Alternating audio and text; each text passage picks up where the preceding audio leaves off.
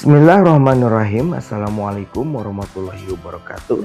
Pada kesempatan ini kita akan membahas terkait limit formal dan teorema limit.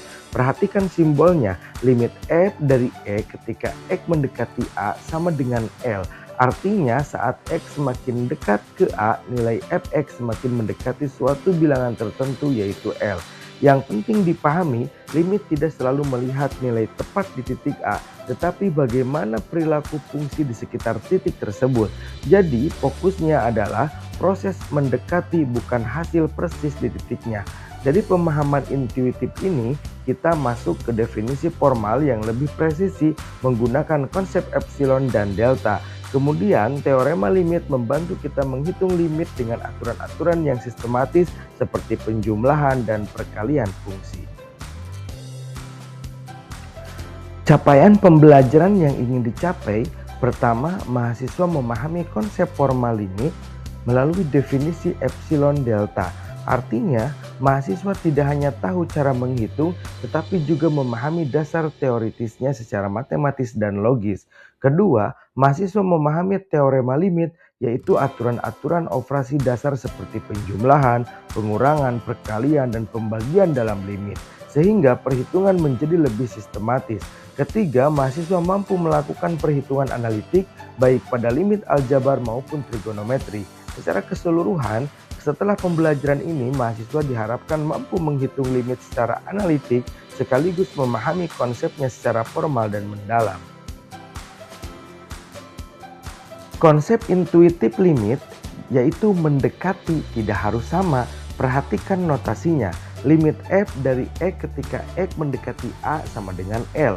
Artinya ketika nilai x semakin dekat ke a, maka nilai fx semakin mendekati L. Yang penting dipahami, x hanya mendekati a, bukan harus tepat sama dengan a. Bahkan nilai fungsi di titik a bisa saja berbeda atau mungkin tidak terdefinisi. Pada grafik terlihat ada lingkaran kosong di sekitar titik A yang menunjukkan bahwa nilai limit ditentukan oleh perilaku fungsi di sekitarnya, bukan oleh nilai tepat di titik tersebut. Jadi limit berbicara tentang kecenderungan, bukan nilai persis. Dalam hal ini, kita melihat definisi formal dari limit yang dikenal sebagai definisi epsilon delta. Secara matematis dituliskan 0 lebih kecil dari nilai mutlak x dikurangi a dan lebih kecil dari delta. Maka nilai mutlak fx dikurangi L lebih kecil dari epsilon. Artinya jika x berada sangat dekat dengan a dalam jarak delta, maka nilai fungsi fx akan sangat dekat dengan L dalam batas epsilon. Yang penting dipahami, epsilon melambangkan seberapa dekat nilai fungsi terhadap L. Sedangkan delta melambangkan berapa dekat x terhadap a. Jadi definisi ini menjelaskan secara presisi bahwa ketika x cukup dekat ke a, maka fx dapat dibuat sedekat mungkin dengan L. Membedah makna dari epsilon dan delta dalam definisi limit formal. Pertama, epsilon menunjukkan batas toleransi pada nilai fungsi secara vertikal. Artinya, epsilon menjelaskan seberapa dekat nilai fx dengan nilai limit L yang kita inginkan. Sedangkan delta menunjukkan batas toleransi pada variabel x secara horizontal. Delta menjelaskan seberapa dekat nilai x harus berada di sekitar a agar nilai fungsi tetap berada dalam batas epsilon. Jadi secara sederhana, epsilon mengontrol kedekatan nilai fungsi terhadap L, sementara delta mengontrol kedekatan x terhadap a. Hubungan keduanya memastikan bahwa ketika x cukup dekat ke a, maka fx akan cukup dekat ke L.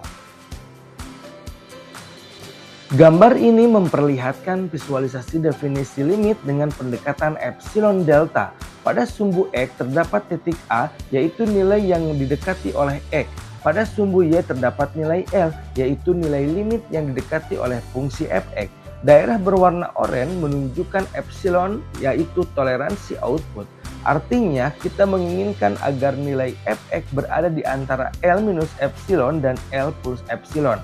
Epsilon adalah batas kesalahan yang kita tentukan terlebih dahulu.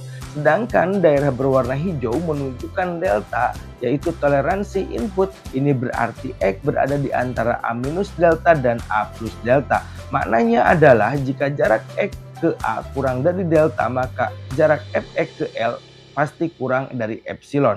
Jadi untuk setiap epsilon yang dipilih selalu ada delta yang memenuhi. Itulah inti definisi limit secara formal. Ilustrasi pembuktian sederhana limit menggunakan definisi epsilon delta. Kita akan membuktikan bahwa limit 3x tambah 1 saat x mendekati 2 adalah 7. Langkah pertama, kita ingin agar nilai mutlak fx dikurangi 7 lebih kecil dari epsilon. Karena fx adalah 3x tambah 1, maka kita tulis menjadi nilai mutlak dari 3x tambah 1 dikurangi 7 kurang dari epsilon. Kemudian disederhanakan menjadi nilai mutlak 3x dikurangi 6, lalu difaktorkan menjadi 3x nilai mutlak x dikurangi 2. Agar hasilnya kurang dari epsilon, maka nilai mutlak x dikurangi 2 harus lebih kecil dari epsilon dibagi 3. Jadi kita pilih delta sama dengan epsilon per 3. Dengan demikian terbukti secara formal sesuai definisi limit epsilon delta. Teorema limit pada operasi dasar. Jika limit fx saat x mendekati suatu nilai adalah L dan limit gx adalah M, maka kita bisa melakukan operasi pada limit tersebut. Pada penjumlahan, limit dari fx ditambah gx sama dengan L ditambah M. Artinya limit bisa dijumlahkan langsung. Pada pengurangan, limit fx dikurangi gx sama dengan L dikurangi M. Pada perkalian, limit hasil kali fx dan gx sama dengan L kali M. Sedangkan pada pembagian, limit fx dibagi gx sama dengan L dibagi M dengan syarat M tidak sama dengan 0. Jadi selama masing-masing limit ada, operasi aljabar bisa dilakukan langsung pada nilai limitnya. Teorema limit untuk operasi pangkat dan akar. Pada teorema pangkat, jika limit fx saat x mendekati A adalah L, maka limit dari fx pangkat n sama dengan L pangkat n. Artinya kita cukup menghitung limitnya terlebih dahulu lalu dipangkatkan. Kemudian pada teorema akar, jika limit fx adalah L, maka limit akar pangkat n dan fx sama dengan akar pangkat n dari L. Jadi proses limit tetap bisa langsung dimasukkan ke dalam bentuk akar. Namun ada syarat penting, jika n adalah bilangan genap maka nilai L harus lebih besar dari 0. Ini karena akar genap dari bilangan negatif tidak terdefinisi dalam bilangan real. Jadi operasi pangkat dan akar dapat diterapkan langsung pada nilai limit dengan memperhatikan syarat-syaratnya. Strategi pertama dalam menghitung limit, yaitu substitusi langsung. Langkah pertama yang dilakukan saat mencari limit adalah mencoba memasukkan nilai yang didekati langsung ke dalam fungsi. Aturannya, jika fungsi kontinu di titik A, maka limit fx saat x mendekati A sama dengan fa. Artinya kita cukup mengganti x dengan nilai A. Contohnya, limit 2x kuadrat dikurangi x ditambah 1 saat x mendekati 3. Kita langsung substitusi x sama dengan 3. Hasilnya 2 kali 3 kuadrat dikurangi 3 ditambah 1. Nilainya menjadi 18 dikurangi 3 ditambah 1. Sehingga diperolehlah 16. Jadi jika fungsi tidak bermasalah atau tidak menghasilkan bentuk tak tentu, substitusi langsung adalah cara paling sederhana. Cara menyelesaikan limit yang menghasilkan bentuk tak tentu 0 per 0. Dengan metode faktorisasi. Diberikan limit x mendekati 2 dari fungsi x kuadrat dikurangi 4 dibagi x dikurangi 2. Jika kita langsung substitusi x sama dengan 2, hasilnya adalah 0 per 0 yang merupakan bentuk tak tentu, sehingga harus disederhanakan terlebih dahulu. Langkah pertama adalah memfaktorkan pembilang, yaitu x kuadrat dikurangi 4 menjadi bentuk perkalian x dikurangi 2 dan x ditambah 2. Setelah itu kita melihat bahwa faktor x dikurangi 2 ada di pembilang dan penyebut, sehingga dapat disederhanakan. Setelah disederhanakan tersisa limit x mendekati 2 dari x ditambah 2, kemudian kita substitusi nilai x sama dengan 2, sehingga diperoleh hasil 2 ditambah 2 sama dengan 4, jadi nilai limit dari fungsi tersebut adalah 4. Cara menyelesaikan limit bentuk tak tentu 0/0 menggunakan metode rasionalisasi. Diberikan limit X mendekati 4 dari akar X dikurangi 2 dibagi X dikurangi 4. Jika kita langsung substitusi X sama dengan 4, hasilnya adalah akar 4 dikurangi 2 dibagi 4 dikurangi 4, yaitu 0/0, sehingga termasuk bentuk tak tentu. Untuk mengatasi ini, kita gunakan metode rasionalisasi dengan mengalihkan pembilang dan penyebut dengan sekawan dari pembilang, yaitu akar X ditambah 2. Tujuannya agar bentuk akar dapat dihilangkan menggunakan rumus selisih kuadrat. Setelah dikalikan, pembilang menjadi X dikurangi 4 dan penyebut menjadi X dikurangi 4. Dikali akar X ditambah 2. Faktor X dikurangi 4 kemudian dapat disederhanakan. Lanjutan penyelesaian limit dengan metode rasionalisasi. Setelah sebelumnya dikalikan dengan sekawan, diperoleh bentuk X dikurangi 4 dibagi X dikurangi 4, dikali akar X ditambah 2. Karena faktor X dikurangi 4 ada di pembilang dan penyebut, maka dapat disederhanakan. Setelah disederhanakan, tersisa bentuk 1 dibagi akar X ditambah 2. Langkah selanjutnya adalah melakukan substitusi dengan memasukkan nilai X sama dengan 4 karena limitnya mendekati 4. Kemudian diperoleh 1 dibagi akar 4 ditambah 2, akar 4 adalah 2, sehingga menjadi 1 dibagi 2 ditambah 2. Hasil akhirnya adalah 1 dibagi 4. Jadi nilai limit dari fungsi tersebut adalah 1/4. Metode rasionalisasi membantu menghilangkan bentuk akar dan menyederhanakan bentuk tak tentu menjadi bentuk yang bisa dihitung. Limit trigonometri dasar saat X mendekati 0. Limit X mendekati 0, sin 3X per 3X sama dengan 1. Limit X mendekati 0, tan 3X per 3X sama dengan 1. Limit X mendekati 0, 1 dikurangi cos 3X per 3X kuadrat sama dengan 1/2. Ketiga bentuk ini menunjukkan bahwa ketika sudut sangat kecil, nilai fungsi trigonometri mendekati nilai sudutnya.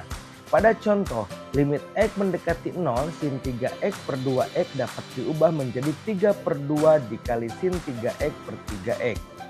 Karena sin 3X per 3X sama dengan 1, maka hasilnya 3/2. Untuk limit X menunjuk tak hingga sin 3X per 2X sama dengan 0.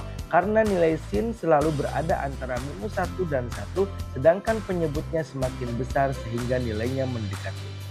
Cara menyelesaikan limit trigonometri menggunakan manipulasi identitas trigonometri. Diberikan limit X mendekati 0 dari 1 dikurangi cos X dibagi X kuadrat. Untuk menyelesaikannya kita gunakan identitas trigonometri, yaitu 1 dikurangi cos X sama dengan 2 sin kuadrat X per 2. Kemudian kita substitusi identitas tersebut ke dalam soal, sehingga menjadi limit dari 2 sin kuadrat X per 2 dibagi X kuadrat. Selanjutnya bentuk ini dapat ditulis menjadi 2 dikali sin X per 2 dibagi X, lalu dikuadratkan. Karena limit sin X dibagi X sama dengan 1, maka limit sin X per 2 dibagi X sama dengan 1/2. Setelah dikuadratkan menjadi 1/4, lalu dikali 2, hasil akhir adalah 1/2. Jadi nilai limit dari fungsi tersebut adalah 1/2. Materi ini merangkum konsep dasar limit dalam matematika. Pertama, limit intuitif yang memahami bahwa suatu fungsi mendekati nilai tertentu ketika variabel mendekati suatu titik. Kedua, definisi formal menggunakan konsep epsilon dan delta untuk menjelaskan limit secara matematis yang lebih ketat. Ketiga, limit aljabar yang diselesaikan dengan teknik substitusi langsung, faktorisasi atau rasionalisasi untuk menghilangkan bentuk tak tentu. Keempat, limit trigonometri yang memanfaatkan identitas dasar seperti limit sin X per X saat X mendekati 0. Pada bagian latihan, kita diminta membuktikan limit dengan metode epsilon delta serta menghitung beberapa limit aljabar dan trigonometri. Kunci mengerjakan adalah mengenali bentuk soal dan memilih metode yang tepat agar hasilnya bisa diperoleh dengan lebih mudah dan sistematis.